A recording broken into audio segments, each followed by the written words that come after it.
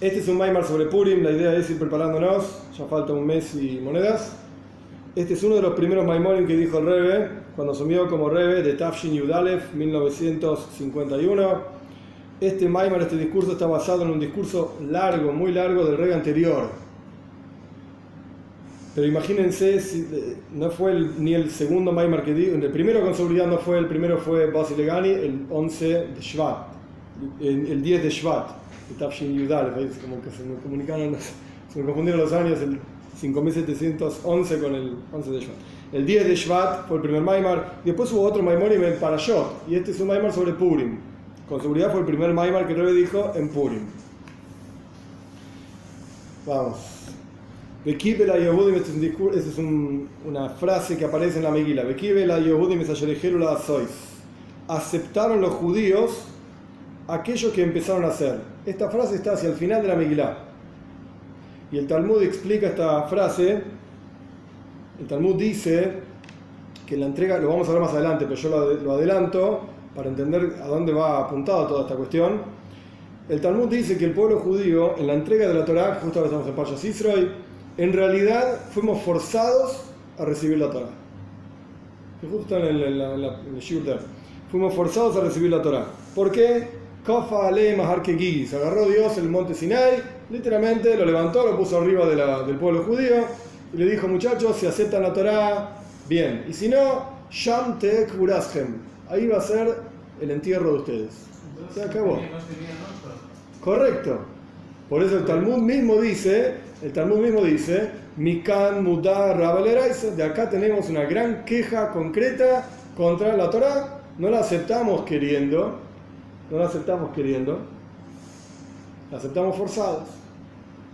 Ahora bien, en Purim, en la época de Purim, así explica el Talmud, en la época de Purim es que el pueblo judío realmente aceptó por propia voluntad todo lo que habían empezado a hacer, porque ya lo empezaron a hacer, estamos hablando de una cuenta rápida como 1500 años antes, en la entrega de la Torá, en Purim, lo empezaron a hacer concretamente.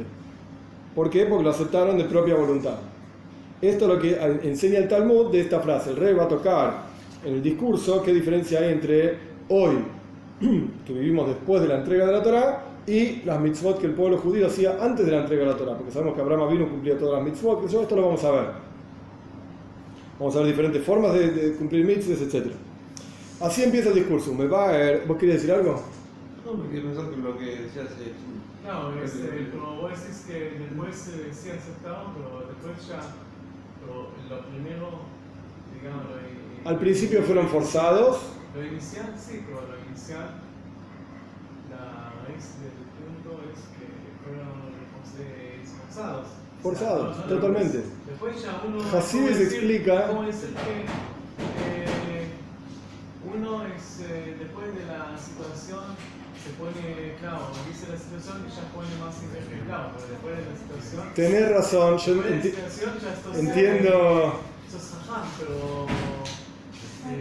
Bueno, entiendo lo que decís, pero en la práctica, acá lo que estamos juzgando es si la persona, en este caso es el pueblo judío, ¿no? Pero si el pueblo judío aceptó la Torá de las mitzvot por propia voluntad o no. En la época del Matan Torah, concretamente cuando Dios entregó la Torá en el monte Sinai, no. Fuimos forzados. En la época de Purim lo aceptamos. El hecho de haber sido forzados anteriormente no quita que cuando lo aceptaste de propia voluntad. Una cosa no quita la otra. Ahora, estamos hablando. Cuando estoy leyendo de esta para allá, justamente que habla de esto, porque entonces si había libre albedrío no, pero sí había. Lo que pasa es que ante determinadas circunstancias, por ejemplo el caso de un bebé con un padre, vos criás a tu hijo con libertad, pero hay libertades que no hay posibilidades. Voy a andar en bicicleta por arriba de esta muralla. No. ¿Puedo poner el dedo en el enchufe? No. Qué padre dictador. No hay. Entonces había represivo, facho. Claro. Es complejo. No se puede hacer cualquier cosa. No se puede hacer cualquier cosa, no señor. Y ahí ante eso había.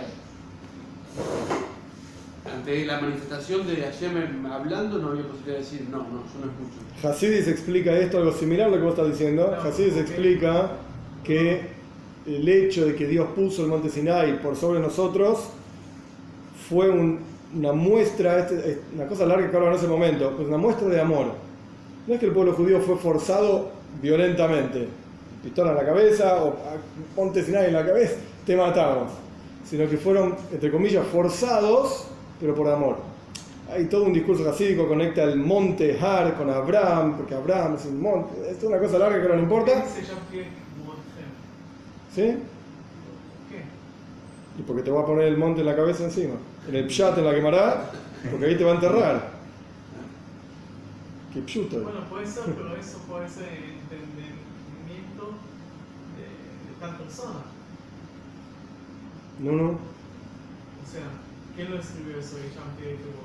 Ayer lo dijo. Sí, Está en el Talmud.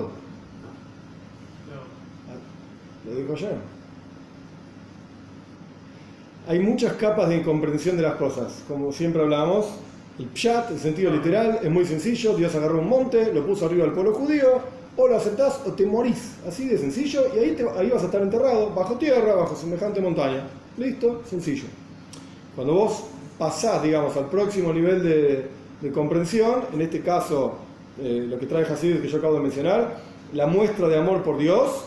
¿Y qué significa que ahí va a ser la tumba de ustedes? ¿Qué significa esto? Muy sencillo, muy sencillo. Yiddishkeit, vivir el judaísmo sin Ahavas Hashem, esto está ampliamente explicado en el Tanya, sin amor a Dios, es un judaísmo muerto. Es una persona muerta. Como dijo el profeta, mitzvah anashim belumada, cumplen las mitzvot porque están acostumbrados. No es algo con hayus, con ganas, con entusiasmo. No. Entonces, releyendo la historia del Talmud, pero una cosa no quita la otra, ¿sí? Esta explicación no quita, la literal y sencilla. Releyendo la historia del Talmud, si ustedes no van a recibir la Torah con amor, la van a recibir igual, pero va a ser como algo muerto. Van a estar como muertos. Eso va a ser la tumba de ustedes. La Torah misma va a ser la tumba de ustedes. ¿Qué van a hacer? ¿Qué? A ver, ¿te pusiste tefilín hoy? Sí, me puse tefilín así. Sin ganas. ¿Rezaste? Sí, recé. ¿Y comiste kosher? Sí, comí kosher. Claro, como un muerto. Muerto. Sin hayus. Claro. Y el Rebbe habla de esto también un poco. Sin hayus. Es la kbura, es la muerte misma. Literalmente. Entre paréntesis, está traído los farim. Una de las razones por las cuales el Baal Shem Tov con Hasidut aparecen en la época que apareció, en la época de los pogroms, en la Polonia de Khmelnytsky, en la Ucrania de Khmelnytsky, todas estas cosas, de los cosacos y qué sé cuánto, es porque el Ruach, el espíritu, el ánimo del pueblo judío estaba totalmente caído, destruido. Estamos hablando del mundo ashkenazí, de esta gente que vivía de vuelta, Polonia, Ucrania, Rusia, estaban, como se dice en la Argentina, en la lona. Fue. El judaísmo era sos un loser, sos judío, sos religioso, sos un perdedor total. Entonces vino Baal Shem Tov para levantar el ánimo de toda esta cosa. No quiere decir que los judíos no eran religiosos. No, eran religiosos, pero estaban muertos igual. ¿Y existen, hablando de los Mitnagdim todavía? Claro que sí. ¿Quiénes son Mitnagdim? Los opositores al hasidismo. ¿Cómo? ¿Y quiénes Acá son? Mea Shearim o... Yesh ve yesh. ¿En Neacharim viven? Sí, hay de todo tipo. En todos lados y de todo tipo. Y de todos los colores. No, Sí. Todo terrible. Parece como... Terrible, terrible. ¿Y por qué Incluso, si son- incluso hay algunos meyúgenes, incluso a tal punto llega, sí, que lo hacen con violencia, se oponen al mundo jasídico con violencia. Sí, Pero son datim. Sí, sí. pero piensan que están haciendo una mitzvah. No, ¿qué va a hacer? Ok, no hicimos ni la primera línea del baño.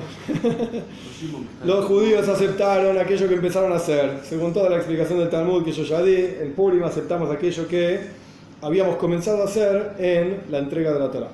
Como Vaer, que Admur explica a mi suegro el rey anterior, en su discurso que empieza con estas mismas palabras, que fue dicho en 1937. Acá pone entre paréntesis, que ahora se imprimió. Ahora estamos hablando de 1951. Un discurso que fue dicho en 1937. Antes, y no estamos hablando hace tantos años tampoco, no era tan fácil imprimir cosas en hebreo en Estados Unidos, no estaban a disposición, no era tan sencillo como hoy en día. Sí. Shekiblu, ¿qué explica el rey anterior en su discurso? Shekiblu Mashayhelu Bezman de Matan Toiro. El pueblo judío, como dijimos antes, aceptó lo que comenzaron a hacer en la entrega de la Torá. Es lo que ya explicamos. Desde el hecho de que el pueblo judío dijo, haremos y escucharemos, que esto fue antes de la entrega de la Torá.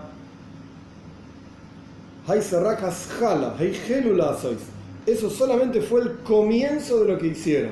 El comienzo. En la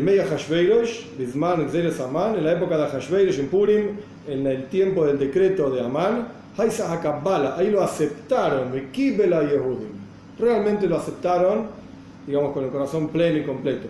Esto es lo que explica el Rebbe anterior. El Rebbe anterior es preciso y dice,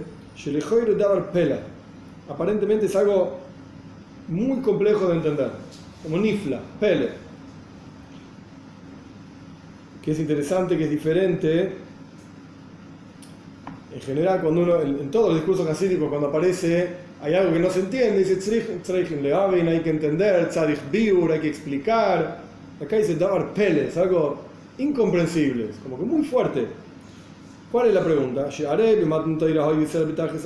En la entrega de la Torá al pueblo judío estaba en el sumum de la elevación espiritual, en el momento de la entrega de la Torá. Tanto materialmente hablando, estaban en una situación totalmente loable al respecto de libertad, o sea, ya se acabó totalmente Mitzrayim, Egipto. Incluso los Midrashim cuentan que estaban todos curados en la entrega de la Torá. Una cosa fantástica había ocurrido, físicamente hablando. Y también espiritualmente hablando. En ese momento de la entrega de la Torá, se reveló para el pueblo judío una revelación divina superior, impresionante, sublime. Esa era la época de la entrega de la Torá. En la época de Hashveirosh, en la época de Purim, que el pueblo judío estaba en el exilio, en Persia, todo lo opuesto, el pueblo judío estaba totalmente abajo, en la lona, como dijimos antes. En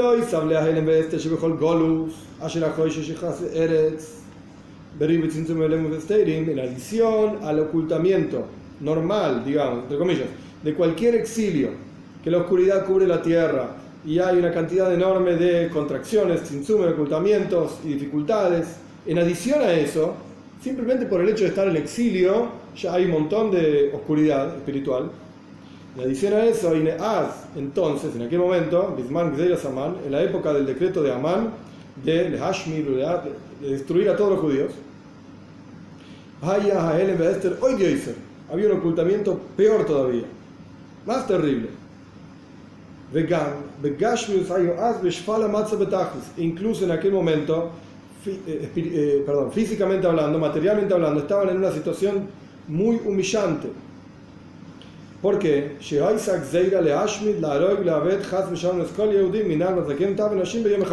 Parafraseando el versículo. En ese momento, en la época de Amán, había un decreto para destruir, matar, acabar, Dios libre y guarde, con todos los judíos, desde los jóvenes hasta los ancianos, los chicos, las mujeres, todos en el mismo día. O sea, en esta época no había ya los 12 tribus. No. O sea, había solamente 2 tribus. Sí, no es tan payut porque estaban mezclados.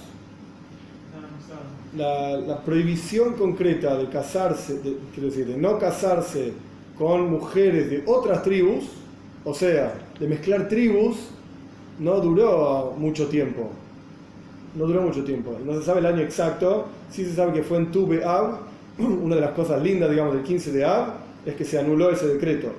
Ya se podían casar entre las tribus. Es una cosa linda de Tu B'Av, pero no tiene nada que ver con ahora. El punto es que no es que el hecho de que Yehuda vivía en el sur, no había ninguno de la tribu de Yehuda en el norte, o que, yo qué sé, no me acuerdo de todos los detalles, porque Gad estaba en el norte, no había ninguno en el sur. No era así, no, estaban mezclados. El grueso de la tribu estaba en un lugar determinado, como están los mapas, o lo buscan en internet, el mapa de las tribus de Israel, te salen 500.000 mapas donde estaba cada una de las tribus, perfecto. El grueso de la gente estaba en esos lugares, correcto. Cuando Yoshua bin Nun reparte la tierra de Israel, en la práctica se fue cada uno a esos lugares. Pero después se mezclaron entre ellos. Entre los Shvatim. Entre los Shvatim, claro que sí, entre las tribus mismas. Sí, totalmente. Así que ¿cuántas tribus había en esta época? Veis, no se sabe. El grueso de la tribu de Yehuda, el grueso de la tribu de Shimon, parte de la tribu de Binyamin y Levim y Koyanim. Esto era el grueso de la gente que vivía en el sur. Levi Cohen. Sí, sí, Uno solo. sí. Pero después de vuelta estaban mezclados, no es que eran 100% de esas tribus. Entonces, en la época de Amán, no solamente había un ocultamiento espiritual porque estaban en exilio, sino que era un ocultamiento espiritual terrible. Acá el rey trae una nota incluso. El Talmud se pregunta de dónde aprendemos un remes, una indicación de la historia de Esther en la Torá, porque aparece un versículo, Vanoichi Haster Astir. Dios dice, he de ocultarme de ustedes en aquel día, cuando habla de las maldiciones, mucho más adelante. Y ahí vemos, Haster Astir es el mismo Shoilesh, la misma raíz de la palabra Esther, del nombre Esther. Y hay un doble ocultamiento, Haster Astir, como si dijésemos, mal traducido, pero a propósito, he de ocultarme, me ocultaré, una cosa así, mal traducido. Quiere decir que había un doble ocultamiento espiritual en la época de Amán, en la época de Esther, de donde vemos que está Esther en la Torá, hay un doble ocultamiento. Y materialmente hablando también, el pueblo judío estaba bajo un decreto de destrucción total, absoluta. Incluso, y esto ya lo hemos charlado también, y ahora no es el momento para todo el detalle tampoco, pero incluso peor que la época del Holocausto, peor todavía que la Shoah, porque en la Shoah había judíos en otros lugares del mundo también, a los cuales los nazis y Max Schumann, su nombre se ha borrado, no llegaron. Y estaban bastante lejos, yo qué sé, en Estados Unidos, digamos que faltaba conquistar bastantes cosas para llegar hasta ahí. Y había un montón de judíos en Estados Unidos. Entonces incluso si Hasbe Jalil a Dios libre y guarda hubiese matado a todos los judíos de Europa, había otros. Había en otros lados, incluso en Argentina había también judíos. Desde 1880 y pico, qué sé yo. Entonces no era tan terrible como la época de Amán. ¿Por qué? Porque todo, 100% del pueblo judío vivía. Probablemente había algún otro en Israel, yo qué sé, porque nunca dejó de haber Yehudim en Israel. Pero el grueso, gran grueso, digamos, del pueblo judío estaba en Persia. Incluso aquellos que estaban en Israel estaban bajo el dominio de Persia. O sea, bajo el reinado de Ahasverosh. Quiere decir que Ahasverosh tenía en sus manos a todo el pueblo judío. Literalmente. No, porque si estaban allá, se ve que estaban bien. No necesariamente. Y ahí tiene que haber una Mashiach. En la práctica la Gzeira, el decreto de Amán, en la Megilá es medio difícil de verlo, pero en el decreto de Amán, desde el día en que Amán lo decreta básicamente hasta que había que ejecutarlo, había todo un año. No es que fue, uno lee la Megilá y parece que pasó todo así rápido, qué sé yo. No.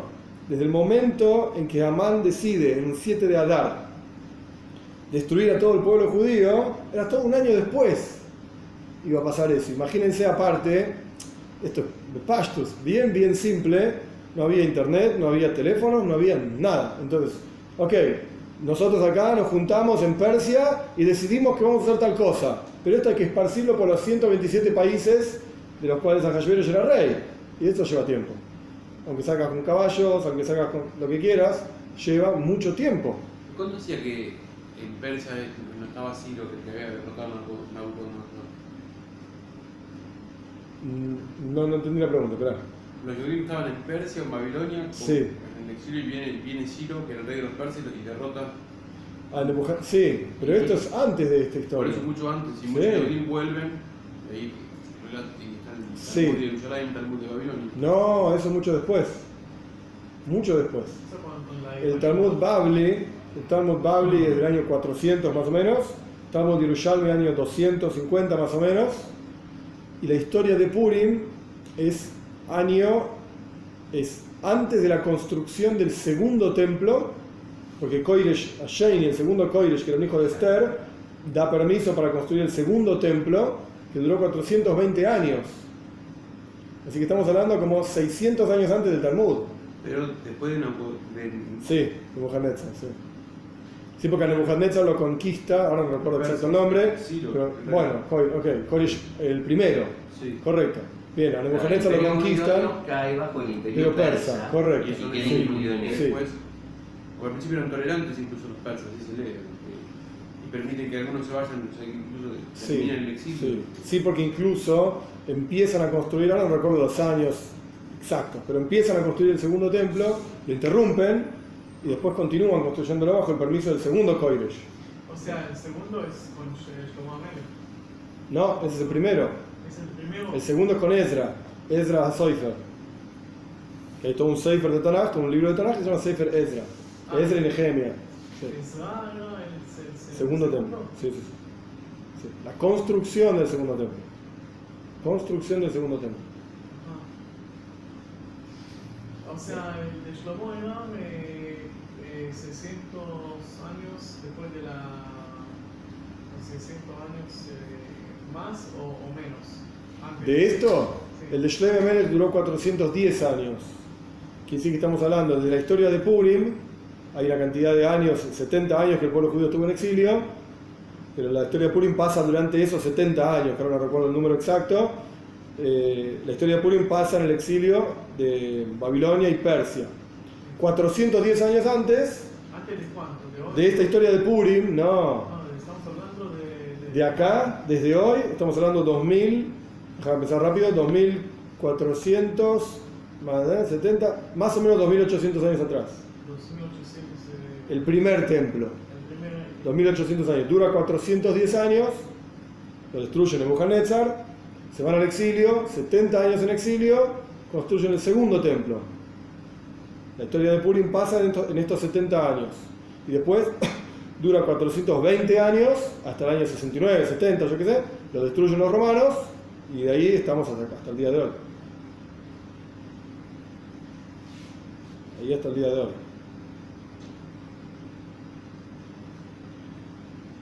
No. Ok. Tanto espiritualmente hablando como materialmente hablando, la Gzeira, el decreto de Purim, fue terrible. Físicamente hablando, el pueblo judío estaba en una situación totalmente humillante, en la cual durante un año entero, acá no lo pone en estas palabras el Rebbe, pero esto es lo que está hablando, durante un año entero el pueblo judío estuvo en una situación humillante. Ojo que llega tal día, el año que viene, y te matamos, Vivieron todo un año así. Todo un año, durante toda la gente a su alrededor se preparaba para que llegue el día tal y nos vamos a matar a todos, el 13 de Adar, vamos a matarlos a todos. Estaban preparándose para eso durante todo un año. Imagínense cómo la gente vivió. Salías a la calle a comprar tomates y el verdulero te decía: ah, vos sos judío, mirá que viene tal día y vamos a salir a matar a todos. Todo el año viviendo así. ¿Y se puede hacer negocios también? ¿Eh? ¿Se podrían hacer negocios? Sí. Me gustaba siempre esa cuestión. No es que esa cuestión, digo, estoy como exagerando, no sé si había verduleros en esa época, pero sea como fuere, era una cosa que se respiraba en el aire en los Medina, los 127 países de Hashveirosh. Esto era el Ruach, esto era el ambiente que se vivía para todo el pueblo judío. No era nada fácil. Nada fácil. Físicamente hablando. Bisman, Zeirasaman, perdón, me salté una línea.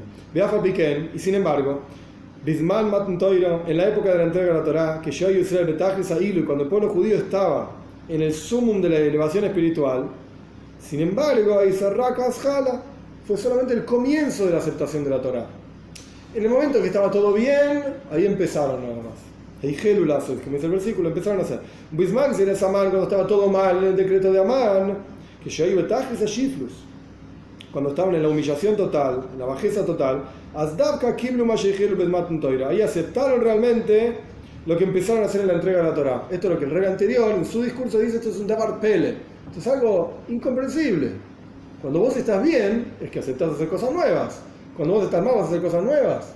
Yo que de un tipo que le decís: vamos a hacer un negocio nuevo, te dice: no, mira, yo ahora no tengo un peso, el país está muy mal, ¿qué voy a empezar a hacer negocio nuevo? No voy a hacer nada nuevo. Sin embargo, la creatividad inicia siempre cuando uno está. Oh, bueno, esto es ahí vamos apuntando. Pero el Seigel, lo normal que te dice, cuando estás bien, cuando tenés plata, cuando tenés líneas de crédito y el país anda para arriba, si vamos a empezar negocios nuevos. Cuando está todo mal, no empezás negocios nuevos. Sos conservador y decís: mira, ¿sabes qué? Me quedo con lo que hay y vamos a... Claro, pero cuando uno no está bien, ¿para qué voy a seguir? Porque hay que crecer. Bueno, ok. Está bien, me quedo ahí. Ok, vamos a ver. Ok, está bien lo que sí, vamos a ver. Me va a ver Bazé. El Friedrich Rebbe, el Rebbe anterior, explican esto. Shebizman Zeira, en el momento del decreto, de problemas, etc. Hay aquí un materia mitzvot shelaim b'mesirus nefesh. La observancia de Torah mitzvot del pueblo judío en la época de Purim fue con entrega total, sacrificio absoluto, mesirus nefesh.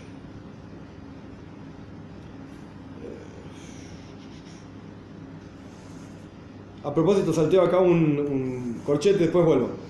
Veisoirerus, y el despertar a Mesirus Nefesh Elahem, el despertar del sacrificio de ellos, de los judíos en la historia de Purim. Hay Salidei Mordechai a Yehudi. Fue a través de Mordechai, el Yehudi, esto aparece en la historia de la Megilá también. El Moshe Shebetoiroi, el Moshe, el líder de su generación. Shehikil, Kehilis, Berabim, Lehazi, Kesemunasa. ¿Qué hizo Mordechai?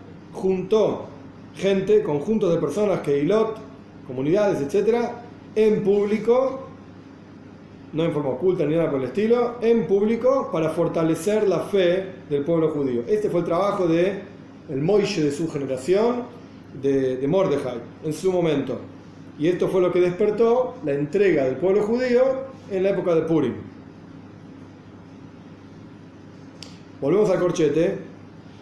Lehoy, como nota, siempre que aparece algo en corchete, quiere decir que no es el asunto central del discurso, pero hace a lo que estamos hablando.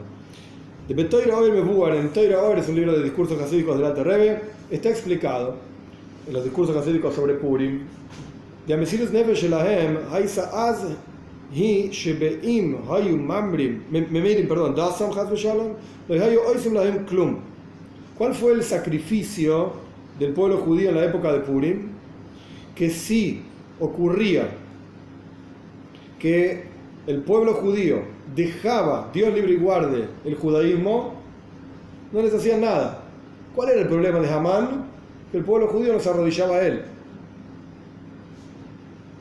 Y no cumplen, lo dice Amán, ¿sí? Cuando Amán le pregunta a le consulta, digamos, le propone, esa es la palabra, a Hashveirosh, matar al pueblo judío, ¿cómo se lo dice? Yeshmei Amehad, hay un pueblo, Mefuzer, Mefoira, Benoam, están todos esparcidos por todos lados, Betaseyem, Sheni, Mikolam, y su religión es diferente de la de todos. Betaseyam-Melech, Einamosim, y no hacen lo que el rey manda. ¿Qué le estaba diciendo a Amán? Esta gente es rara, son gente diferente, no andan por la vida como todas las demás personas, son gente rara, entonces hay que matarlos a todos. Esto es lo que planteó Amán. A Hashveirosh mucho no le importaba, incluso el Talmud dice Melech Shoitehai era un tonto. No, a Hashveirosh no tenía nada, ninguna maile, ninguna virtud, era solamente el esposo de Vashti, que era la descendiente de Nebuchadnezzar, pero él era un Gornish, no era nada, era un tonto. Dijo, está bien, toma plata, haz lo que quieras, ¿sí? Con ellos. Pero si el pueblo judío hubiese dicho, ¿sabes qué? Empezamos a cumplir Dasei Amelech, empezamos a cumplir las reglas que pone a Hashveirosh, el rey, que pone a Amán, nos parecemos a todos los demás. Amán iba ¿y qué va a decir? Ok, listo. El problema que él tenía era que son raros. Si ustedes dejan de ser raros, ya está. Mézclense entre toda la gente, ya no son más raros. Y se acabó. No hay decreto. Entonces, ¿cuál fue? Explica el Alter Rebbe. ¿Cuál fue el sacrificio del pueblo judío? Que si dejaban de lado el judaísmo, no les hacían nada. El decreto era contra los judíos, llámese judíos, Yehudim. La definición de un Yehudí, el Talmud dice, es todo el que niega idolatría. Eso se llama un Yehudí, talmúdicamente hablando. No vamos a entrar ahora en que el pinte leí y el Neshama. Dejemos eso de lado. ¿Cuál es la definición de la palabra Yehudí? Una persona que niega idolatría. Ahora, si vos no negás idolatría, Dios libre y guarde, si vos aceptás la idolatría, el decreto no es sobre vos, no sos un Yehudí. No malinterpreten, ¿sí? Un Yehudí, Kipshute, literal, que hace Avodah Zarah, Dios libre y guarde, no deja de ser judío por esto. Estamos hablando simplemente de una definición, como un stamp, un sello que le ponemos a una persona.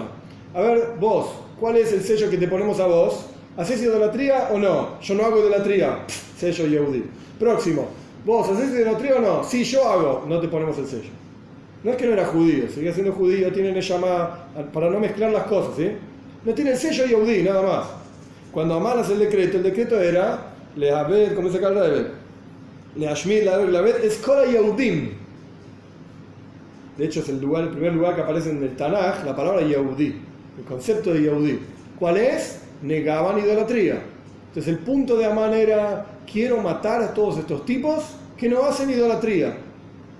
Me molesta que no hagan idolatría. Que no lo reconozcan a él. Correcto.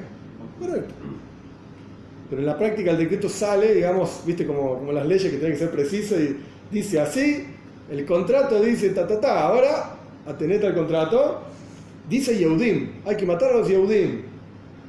Ahora sí, de vuelta, Dios libre y guarde, repito por acá, varias veces, Haz v'shal, Dios libre y guarde.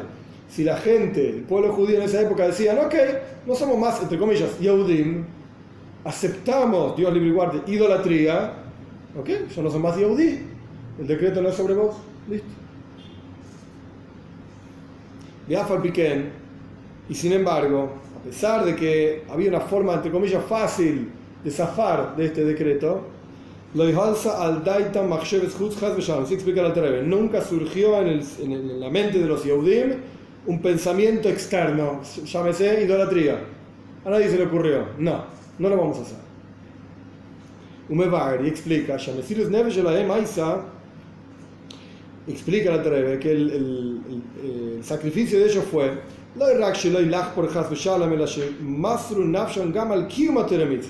no solamente que no negaron a Dios, que lo podrían haber hecho y no lo hicieron, Dios libre y guarde, sino que entregaron sus vidas por cumplir Torah mitzvahs.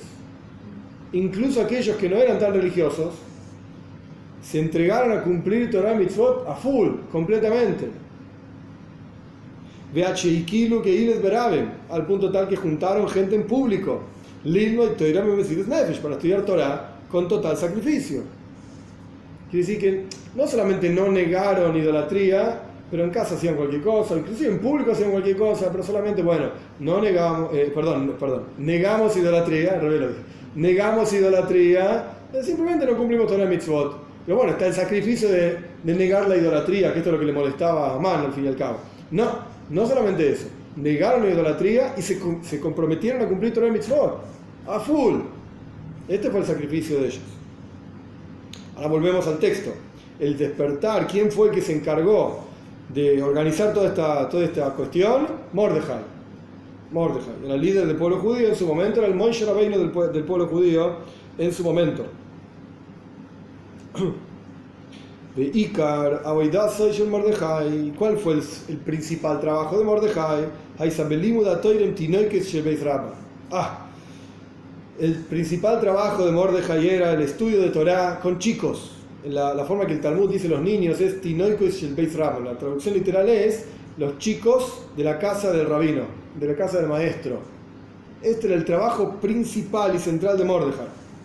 Shehem, no se olviden que estamos hablando de vuelta, yo dije al comienzo, lo repito, uno de los primeros Maimorim del Rebbe. El Rebbe está poniendo los yesoides, los fundamentos del trabajo, ¿qué hay que hacer? Shehem HaYesoid Shel Kol Israel, son el fundamento de todo el pueblo judío. Que me vuelva a Baruch HaMaimar, como está explicado ampliamente en el discurso del Rebbe anterior, sobre el cual está basado este discurso. En la increíble virtud que hay en el aliento del estudio de los chicos que van a estudiar Torah. ¿Qué dice Bemedresh? Como dice el Midrash, ¿qué hizo Mordejai? Kibetz Mordejai Yehudi Chav Beis Elef Talmidim. Mordejai, el Yehudi, así se lo llama en la Megilá, juntó 22.000 estudiantes. Velimdam Torah Bemesirus Nefesh, y estudiaron Torah con total sacrificio. Incluso en la Midrash en cuenta, acá Rebbe lo trae, en la Midrash en cuenta cuál era el contenido de lo que estudiaban con Mordejai, las leyes del Beis Hamikdash, del templo. Que en ese momento ni siquiera había templo. No había templo. Y tampoco se veía en el horizonte el momento en que se iba a reconstruir esta cuestión, este templo. Y sin embargo, ¿qué estaban estudiando? Vos podrías decirme, no, estudia leyes de Brajot, que son prácticas, decir las bendiciones, estudia leyes de Shabbat, ¿no? Shabbat hay que cumplir, haya templo, no haya templo, etc. No, leyes del templo, Beis Hamikdash. Ni siquiera era práctico. Esto es lo que estudiaban.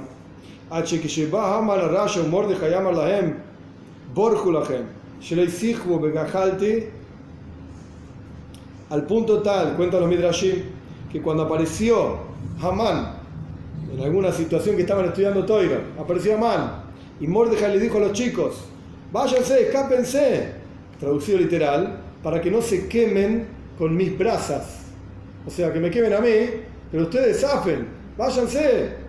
Ombru, le dijeron los chicos a Mordejai: Itjo anachnu, estamos con vos, ven lejaim, ven lamaves, para vida y para muerte. Shekiblu aleyem kol oine sheie, aceptaron sobre ellos cualquier castigo que sea, con la única condición de no separarse de la Torá. Es todo lo que querían, no separarse de la Torá. Esto fue lo que hizo Mordejai en la época de Purim, de Zeu, y esto es lo que significa: aceptó el pueblo judío aquello que habían comenzado a hacer. En la entrega de la Torá fue solamente el comienzo. Y en la época de los decretos de Amán fue la aceptación. Que al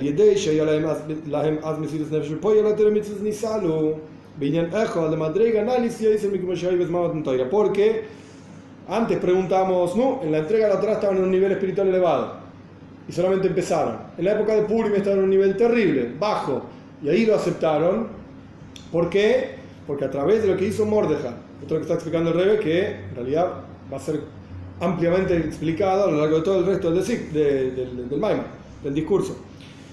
A través de que el pueblo judío estudió Torah con Mordejai, con el Mesirus Nefesh, con sacrificio, con entrega, etc., y sacrificio por Torah y mitzvahs, se elevaron, el Rebbe pone entre paréntesis, en un asunto a un nivel superior todavía del que tenían en la entrega de la Torah. Y por lo tanto,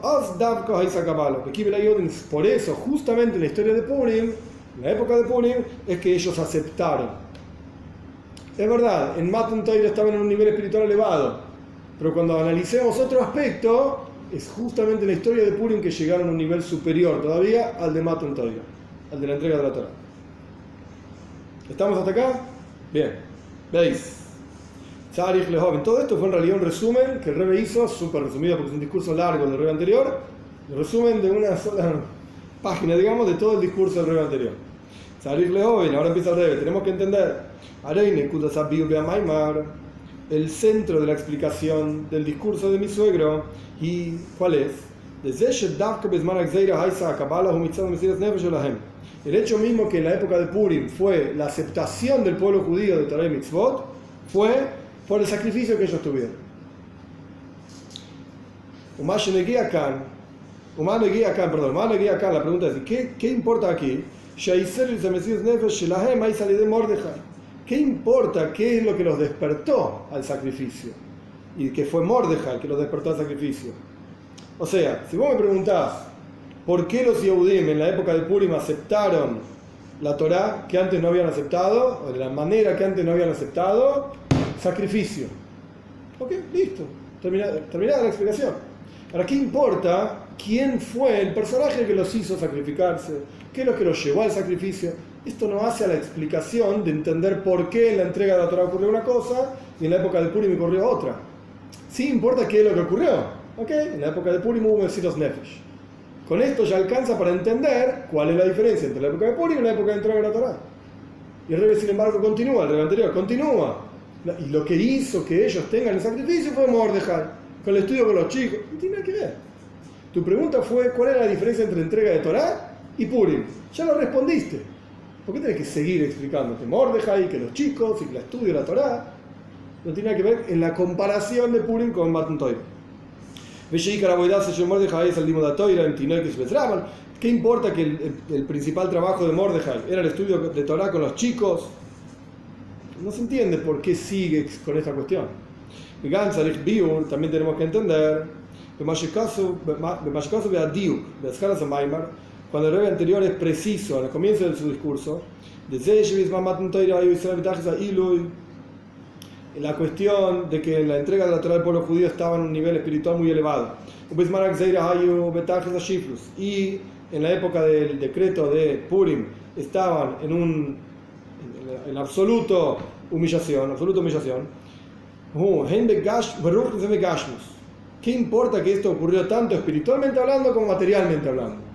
¿Por qué el Rebbe anterior tiene que decirnos, materialmente hablando estaban peor que la entrega de la Torá, y espiritualmente hablando estaban peor que la entrega de la Torá? ¿Por qué esta comparación? Dijeron, aparentemente,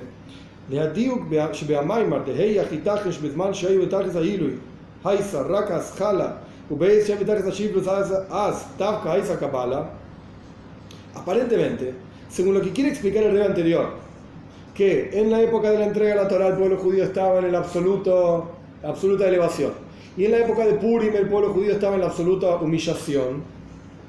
Para hacer esa comparación, lo único que importa es elevación y humillación o bajeza al respecto de lo espiritual. Esto es lo único que importa. ¿En qué nivel espiritual estaba el pueblo judío en la entrega de la Torá? Muy elevado. ¿En qué nivel espiritual estaba el pueblo judío en la época de Purim? Muy bajo. ¿Ok? Ahí empezamos a comparar y preguntamos, ¿por qué si en la entrega de la Torá estaba muy elevado? Ahí fue el comienzo nomás. Y en la época de Purim estaba muy bajo y fue la aceptación. Está bien, con esa pregunta alcanza. ¿Por qué Lama Meivia Maima? ¿Por qué el Rebbe anterior trae en su discurso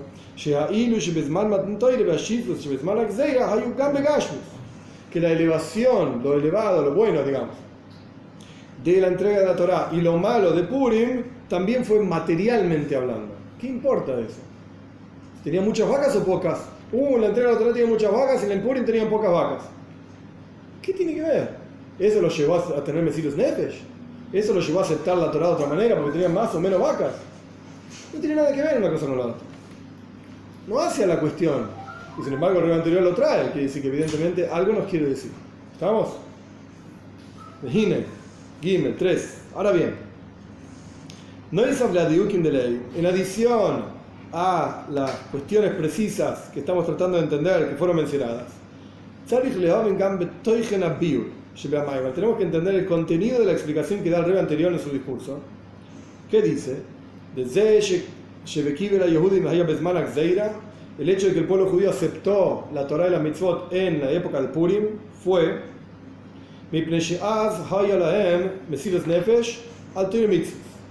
que, como dijimos, en ese momento de Purim tuvieron sacrificio por la Torá y las mitzvot. Esto es lo que hizo que reciban y acepten las mitzvot, por propia voluntad. Eso es lo que explicó el Rebbe anterior y que trajimos en el primer, capítulo de este Maimon. Tenemos que entender, y aparentemente, en la mayoría de las mitzvot está escritas, es una expresión clásica en el Talmud, Rubam Kekulam, la mayoría como todas. ¿Cómo decir? Todas. Pero si vas a la precisión hay algunas que no. Vamos a ver. Rubam Kekulam, la gran mayoría de las mitzvot está escrito en la Torah, el hombre tiene que hacer estas mitzvot y vivir con ellas. Y el tiuk, o sea, somos precisos, si la mitzvah te causa muerte, déjala, no la cumplas. Si es la vida o Shabbat, deja Shabbat de lado, cuida tu vida. Y hay 3 excepciones, que incluso contra la vida hay que entregar la vida, Dios libre y guarde. El Rebbe continúa.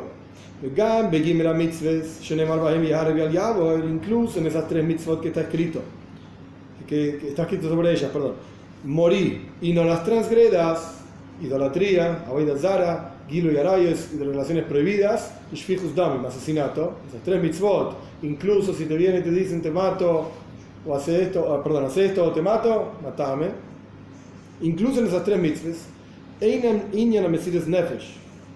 Este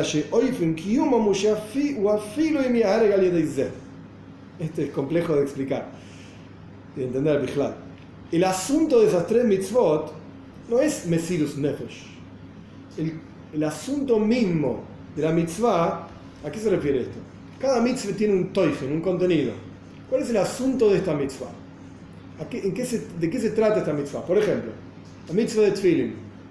Está escrito en Shulchan Aruch, en el Sidur. El asunto de la mitzvah de Tfilin es leshabed alev ve'amoyach, es entregar, hacer subservientes, de la palabra eved, esclavo, el corazón, el intelecto. El corazón están los sentimientos, el intelecto está en el cerebro están los pensamientos, para Hashem, ¿sí?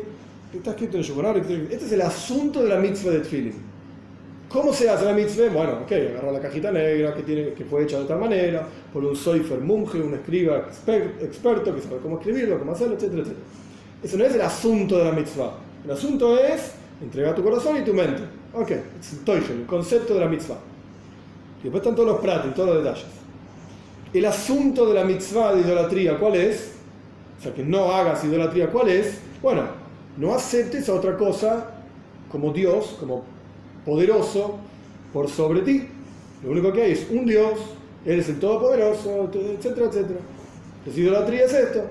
El asunto de la mitzvah no es Mesiras Nefesh, no es entregar tu vida por Dios. No es el asunto de esa mitzvah.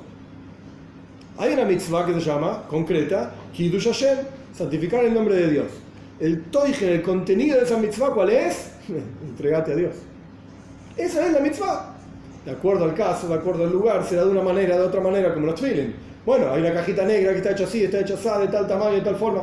Eso ya no es el toijen, no es el contenido de la mitzvah, es la forma de hacer la mitzvah. El contenido de la mitzvah de Kiddush Hashem es santificar el nombre de Dios, sacrificate por Dios. Puede tomar formas muy básicas. Por ejemplo, y esto ya lo hablamos muchas veces, estás en el supermercado y la cajera se equivocó y te dio, un billete de más. El toijen, el contenido de la mitzvah de Kiddush Hashem, santificar el nombre de Dios, ¿sabes cuál es? Devolver el billete a la cajera y decir, te equivocaste, me diste un billete de más. Y la cajera levanta la cara y dice, mira, yo pensé que los judíos eran todos así, como todo el mundo sabe que todo el mundo dice que yo que sé cuánto. No era así.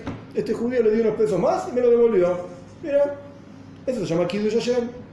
¿Significa entregar la vida por Dios? Bueno, no, está bien, entregaste un billete. Un billete no es la vida, aunque sea un billete alto, no importa. No es la vida, entregaste un billete, pero se llama Kiddush Hashem. Y hay situaciones extremas en las cuales se llama entregar la vida. Pero el contenido es sacrificarte por Dios, porque la verdad es que, obviamente está mal lo que estoy diciendo, pero se entiende, cualquier persona sana lo entiende, es mucho mejor quedarse con el billete en el bolsillo. Y otra cosa, mira qué bueno, fácilmente gané un billete más. Bueno, no es sacrificate, entre comillas, como si un billete fuese tan importante, sacrificate, deja tu impulso ladrón de lado y entrega ese billete porque se equivocó la pobre cajera, lo va a pagar ella al final de su sueldo. Cuando haga el arqueo, que cierre la caja, qué sé yo, tiene que pagar ella al final. Bien, ese es el toijen de la mitzvah, el sacrificio. Pero estas tres mitzvot, no tener relaciones prohibidas, el toijen, el contenido no es sacrificio. Esta mujer no, esta mujer no, esta mujer no, ya está, mira qué fácil. Ese es el toijen, ¿se entiende? Entonces lo que el Rebbe está trayendo acá es, la gran mayoría de las mitzvot está escrito Bechai Bahem. Tenés que vivir con las mitzvot. Y si por alguna razón te causa la muerte, déjala. Incluso las tres mitzvot que aparentemente tenés que entregar tu vida por ellas, y que sé yo qué sé cuánto, el contenido de la mitzvah no es Mesiras Nefesh. No es la entrega por Dios. Lo tenés que hacer, porque es una mitzvah y todo lo que quieras. Pero el contenido de la mitzvah es, no hagas idolatría, no mates a nadie y no tengas relaciones prohibidas. Ese es el contenido de la mitzvah. Muy simple. Por eso Rebbe pone las palabras del Rebbe. A pesar de que está escrito Yarek Beal Yagoer, transgredí la perdón, a pesar de que está escrito no transgreda la mitzvah y morí por estas tres mitzvot, Einam Inyan Mesiras Nefesh, el asunto de la mitzvah no es la entrega por Dios. El Ashe Oifen Kiyuman, sino que la forma de cumplir esas mitzvot es Afilu y Yehareg al Yedeizer. Incluso si tenés que morir por ellas, morir por ellas, cumplirlas de esta manera.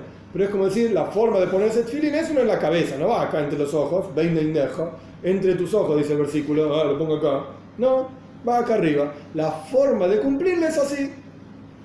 Entonces, la forma de cumplir la mitzvah de no tener relaciones prohibidas es, incluso si te van a matar por no hacerlo, no lo hagas. No es que es el contenido de la mitzvah, ¿no lo es? Y a mitzvah de Mesiras Nefesh al Kiddush Hashem hi rak mitzvah achas. Y la mitzvah de entrega por Dios, sacrificio para santificar el nombre de Dios, es una mitzvah. Hay una sola que es el toijen, como yo explicaba antes. El contenido, hay una sola que es así. Kiddush Hashem, ok, esa mitzvah tenés razón, esa mitzvah hay que hacer en Mesiras Nefesh. Pero es una sola de las 613. Entonces, aquí viene la pregunta: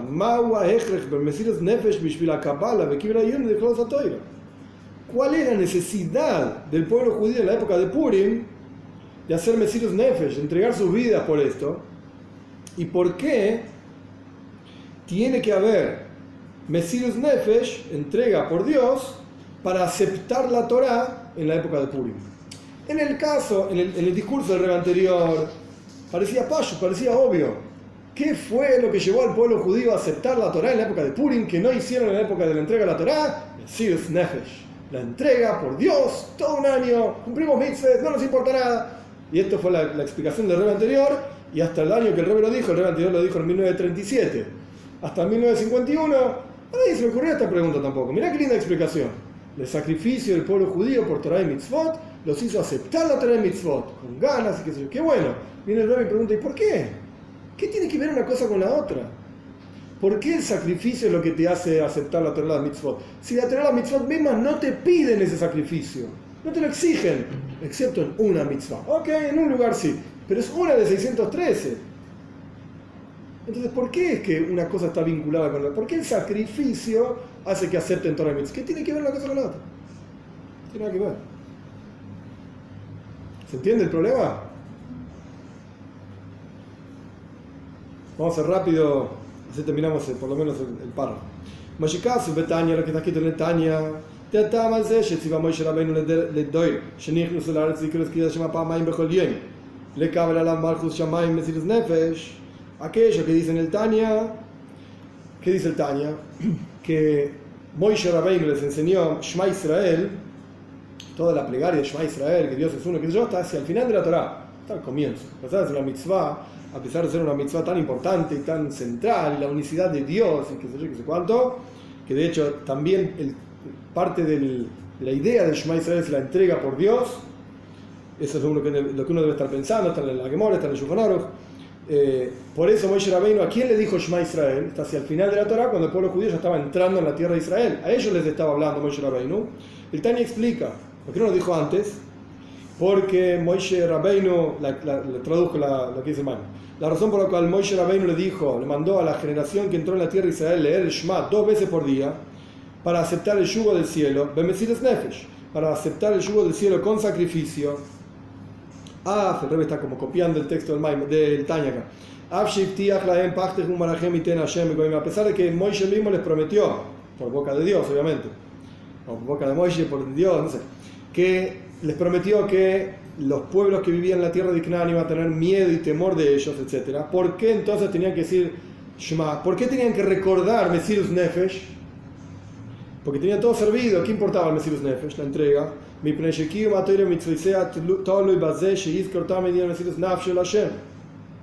Porque la observancia de Torah y Mitzvot depende de que la persona recuerde en forma constante, así dice el Tanya, su entrega por Dios. Entonces, aparentemente es algo que tiene que estar siempre subyacente en toda observancia de Torah y Mitzvot, la entrega de la persona por Dios.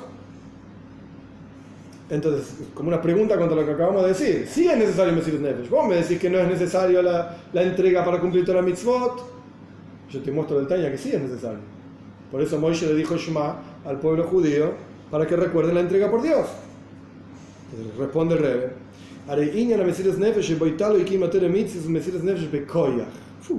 qué respuesta. La entrega, el sacrificio que se espera de todo Yehudí para poder cumplir Torah y Mitzvot como corresponde, es entrega en potencial. Cada uno tiene que tener el potencial de Mesirus Nefesh, entrega por Dios.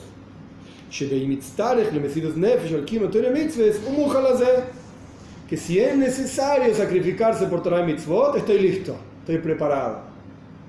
Pero no se exige de todo Yehudí, en todo momento, sacrificar tu vida por Dios en la práctica ahora. Bueno, pará, ¿qué crees? ¿Que vaya a buscar a alguien que me quiera matar para sacrificar mi vida? ¿De qué me estás hablando? No. Que tengas en potencial y que estés listo para hacerlo no significa que tengas que ir a hacerlo en la práctica. Dejaré, y aquí, Gambe Matan Torah, incluso en la entrega de la Torah, que llevamos Naaseh Ben Ishma, cuando el pueblo judío dijo, haremos y escucharemos, entenderemos, diferentes traducciones. Incluso después, la entrega de la Torah fue 40 años antes del Shema, de que Moshe les enseñó el Shema, 38 años antes, lo que sea.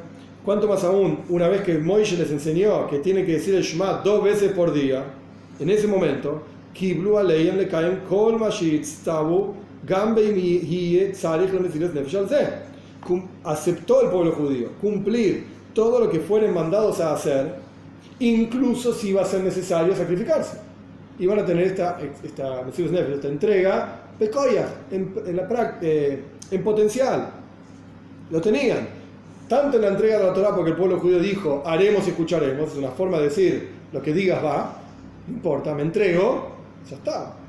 Y cuánto más aún cuando Moshe Rabbeinu les dijo, muchachos, acuérdense todos los días de esto, y 2 veces por día, entréguense a Hashem, ya está, estaba. Biafal Piquén, y sin embargo, ni en la entrega de la Torá, ni cuando Moshe dijo que hay que decir el Shema 2 veces por día, ni por todas las generaciones que dijeron el Shema 2 veces por día, hasta la historia de Purim, Loihaisa Kabbalah Gmura, no aceptaba el pueblo judío en forma plena, como dice el versículo, Bekibel Yehudim, los judíos aceptaron, Ad Lisman Zeira Saman. No lo aceptaron sino hasta el momento del decreto de Amán. Que Shehay Alay Mesilas Nefesh Poyal, cuando en la práctica tuvieron Mesilas Nefesh. Entonces el Rebbe pregunta, básicamente, hay que entender esto. ¿Por qué justamente es el sacrificio en la práctica lo que hace que la persona realmente acepte Torah Mitzvos, acepte el judaísmo?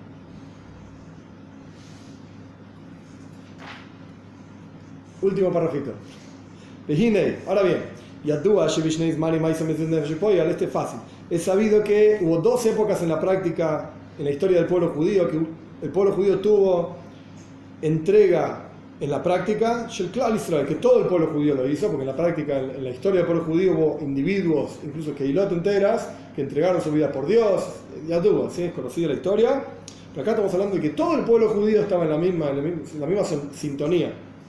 Hubo 2 épocas en la historia entera del pueblo judío que todo el pueblo judío en la práctica se entregaron por Dios. Hanukkah, la historia de Hanukkah, que fue mucho después de la historia de Purim. Bisman Zeras y Yaván, en la época de Grecia. Hubo Purim, y en la época de Purim Bisman Zeras Amán, en la época del decreto de Hamán. Decreto de los griegos, y decreto de Hanukkah, y decreto de Amán, de Persia, en la historia de Purim. Y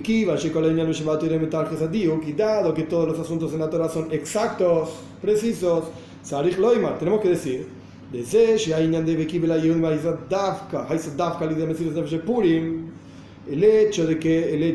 esta cuestión de que el pueblo judío aceptó Torah y Mitzvot justamente con sacrificio en la historia de Purim,